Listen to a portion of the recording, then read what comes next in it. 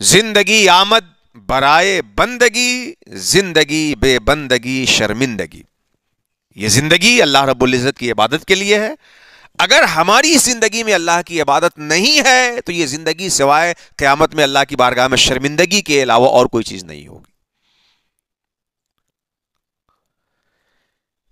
جب ہم اللہ کی عبادت کے لیے ہیں اور اسی کے لیے زندہ ہیں تو عبادت ہماری زندگی میں آئے گی کیسے؟ اس کے لیے سب سے جو بنیادی چیز ہے وہ اللہ کی محبت، اللہ رب العزت کی محبت.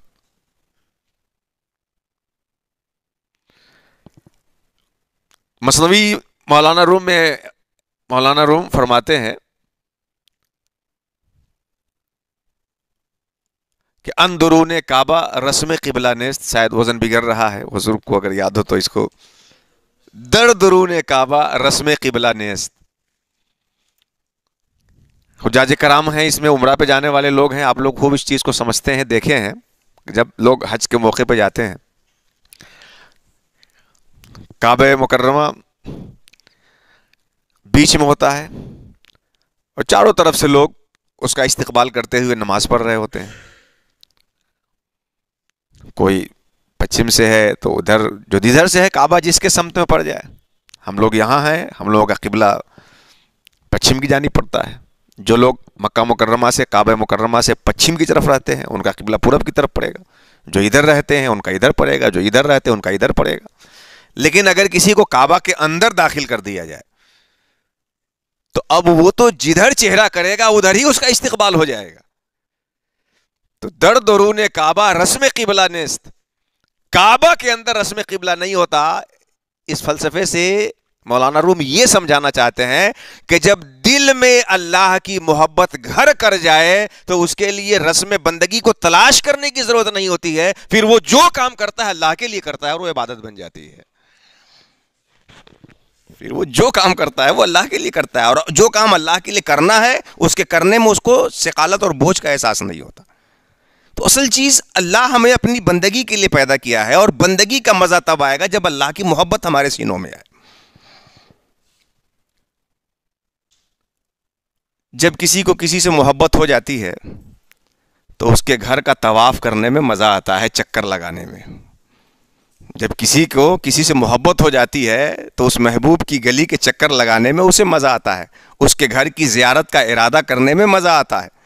وہ نہ ملے تو اس کے لیے بھوکے رہنے میں مزہ آتا ہے، اور 5 مرتبہ یاد کرنے کے لیے اس کو کہا جائے گا جناب. جب کسی کو محبت ہو جائے کسی سے تو وہ گن کے کہے گا کہ 1 مرتبہ یاد کر لیے، اب 4 مرتبہ اور بچا ہوا ہے.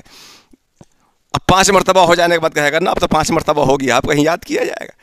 صاحب جب محبت ہو جاتی ہے تو لوگ کھراٹے مار کر کے سو رہے ہوتے ہیں اور وہ رب کی بارگاہ میں اپنے سجدوں کے نذرانے پیش کر رہا ہوتا ہے. تو اپنے محبوب کے لیے بھوکا رہنا یہی روزہ کہلاتا ہے اس اصطلاح میں. اسے اس کے محبوب کے طریقے پہ یاد کرنا، اس کے محبوب کی سنت کے مطابق یاد کرنا نماز کہلاتا ہے. اور اس کی گلی کا چکر لگانا، اس کے گھر کا ارادہ کرنا حج اور طواف کہلاتا ہے. اور جب کسی سے محبت ہو جاتی ہے تو اس کے اوپر مال خرچ کرنے میں مزہ آتا ہے، یہی زکوٰۃ کہلاتا ہے.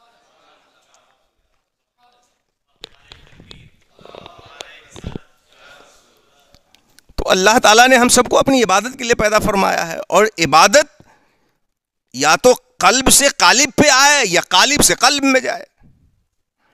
تو اگر محبت ہو گئی تو جوارے پہ اثر مرتب ہو جائے گا، اور اگر دل میں محبت ابھی نہیں آئی جسے کہتے ہیں تو جوارے سے یہ کام کریے، محبت ہو جائے گی. کوئی ہو جو شادی ابھی نہیں کرنا چاہتا ہو، اس کو 2-4 بارات میں لے جا کر کے دلہے کی عزت دکھا دیجئے. جو ابھی شادی نہیں کرنا چاہ رہا ہو اس کو 2-4 بارات لے جائیے اور دلہے کی عزت دکھا دیجئے، تو شادی کا جذبہ جگ جائے گا کہ نہیں اس کے اندر. تو ایسے ہی اوپر سے کرتے کرتے کرتے اندر جذبہ جگے گا، یا اندر جگ گیا ہے تو دلہا بننے کی کوشش کرے گا. تو یا تو قلب سے قالب کے اوپر سفر کریے یا قالب سے قلب میں جائیے. اوپر سے کریے گا تو اندر اثر ہوگا، اندر اتر جائے تو اوپر اثر ظاہر ہونے لگے گا. اس میں جو سب سے آسان ہے، قالب سے قلب میں جانے میں تو کبھی کبھی ایسا ہوتا ہے کہ پوری زندگی گزر گئی اور محبت نہیں جاگ پائی، چنگاری نہیں سلگ پائی، لیکن اندر کی چنگاری اگر سلگ گئی تو آنے واحد میں ماں سوا کو جلا کے خاک کر دیتی ہے، اور اس کی نظروں میں سوائے وحدہ لا شریک کے کوئی باقی نہیں رہتا ہے۔ اب تو آجا، اب تو خلوت ہو گئی، سب تمنا دل سے رخصت ہو گئی، میری ہستی بھی مٹا دے تیرے صدقے اے دوست، یعنی اب میں نہ رہوں صرف تیری یاد رہے۔